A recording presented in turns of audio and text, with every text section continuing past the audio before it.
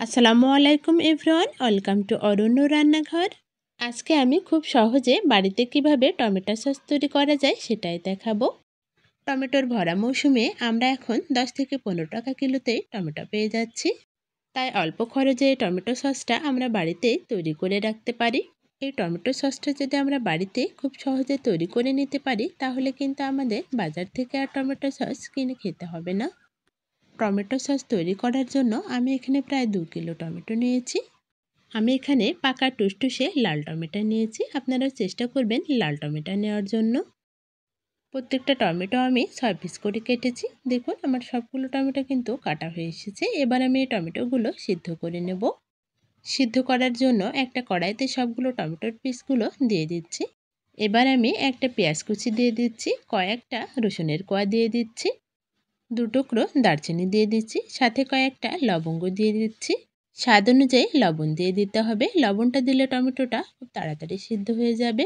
এবার আমি খুবই সামান্য পরিমাণ পানি দিয়ে দেব। পানিটা দেওয়ার পর একটু নাড়াচাড়া করে টমেটোগুলো আমরা একটা ঢাকনা দিয়ে ঢেকে দেব। ঢাকা দিয়ে আমরা টমেটোগুলো খুব ভালোভাবে সিদ্ধ করে নেব।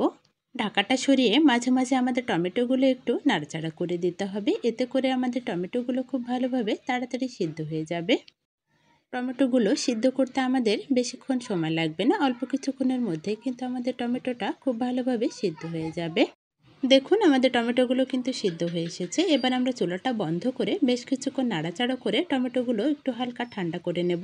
টমেটোগুলো যখন ঠান্ডা হয়ে এসেছে তখন আমি একটা ব্লেন্ডারের সাহায্যে টমেটোটা খুব ভালোভাবে পেস্ট করে নিয়েছি। ব্লেন্ডার না থাকলে অবশ্যই একটা ডালঘুটনির সাহায্যে টমেটোটা খুব ভালোভাবে পেস্ট করা যেতে পারে। টমেটোর পেস্টটা এখন আমি একটা ছাঁকনির সাহায্যে খুব ভালোভাবে ছেঁকে নেব। আমি টমেটোর পেস্টটা ছেঁকার জন্য এখানে একটা স্টিলের ঝুড়ি নিয়েছি। দেখুন আমি টমেটোর পেস্টটা ঝুড়ির মধ্যে ঢেলে দিচ্ছি এবং একটা চামচের সাহায্যে খুব ভালোভাবে নাড়াচাড়া করছি। এতে করে আমার টমেটোর পেস্টটা নিচে পড়ে যাবে এবং টমেটোর চোচা ও বিচিগুলো ঝুড়ির মধ্যে রয়ে যাবে। দেখুন আমি অনবরত নাড়াচাড়া করে টমেটোর পেস্টটা বের করে নিচ্ছি। এবার ঝুড়ির মধ্যে থাকা বিচি এবং চোচাগুলো আমাদের ফেলে দিতে হবে। এবার আমি টমেটো সসটা আরও বেশি টেস্টি করার জন্য শুকনো আমের রসটা দিয়ে দিচ্ছি। আমি এখানে শুকনো আমটা ভিজিয়ে রেখেছিলাম, সেটা চটকে দিয়ে দিচ্ছি। আমি 2 কাপ টমেটোর জন্য এখানে হাফ কাপ চিনি দিয়ে দিচ্ছি। এবার আমি 3 টেবিল চামচের মতো ভিনেগার দিয়ে দেবো। ভিনেগারটা দিলে আমাদের টমেটো সসটা সংরক্ষণ করতে সুবিধা হবে। এতে করে আমরা সারা বছর টমেটো সসটা ফ্রিজ ছাড়াই বাইরে সংরক্ষণ করতে পারবো। অল্প একটু লাল মরিচের গুঁড়া দিয়ে দেবো। এতে করে টক ঝাল মিষ্টি একটা ফ্লেভার পাওয়া যাবে।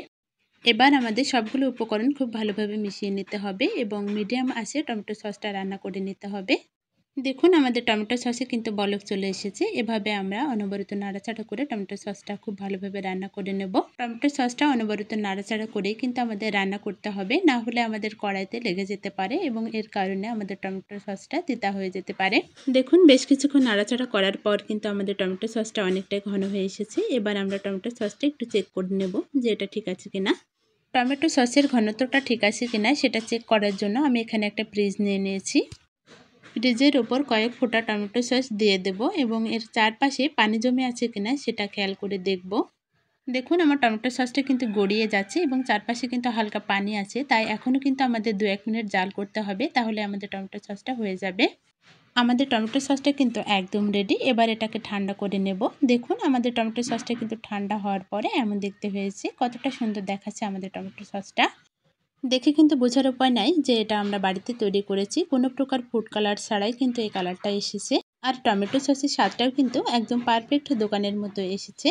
খুবই অল্প খরচে যে এত সুন্দর একটা টমেটো সস তৈরি করা যায়, সেটা আপনারা তৈরি না করলে কিন্তু কখনো বুঝতেই পারবেন না।